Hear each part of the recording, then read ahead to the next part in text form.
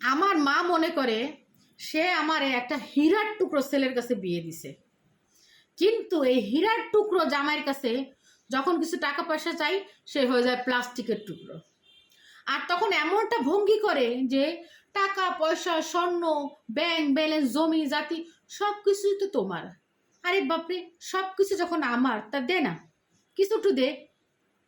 যতক্ষণ পর্যন্ত না দিবে ততক্ষণ পর্যন্ত আমি কিভাবে বুঝবো যে এই আমার হাতের ভিতর টাকা পয়সা স্বর্ণ আছে না গু গোবর আছে?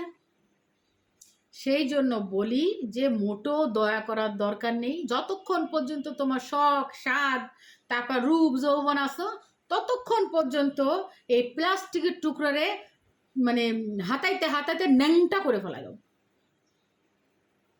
নিংড়াইতে নিংড়াইতে ন্যাংটা করে ফেলা দাও, ঠিক আছে? নাহলে সারা জীবন শুনতে হবে সবই তোমার। এই মিথ্যা আশ্বাস নিয়ে বাঁচতে হবে। দিবে বেলা শেষে কি এইরকম একটা হাড্ডি ধরায়, হাড্ডি খায়া পরে ভালো থাকো, বাট কিছু পাবা না। এই প্লাস্টিকের টুকরো নামক ডায়মন্ডের টুকরো, কথিত বাবা মার।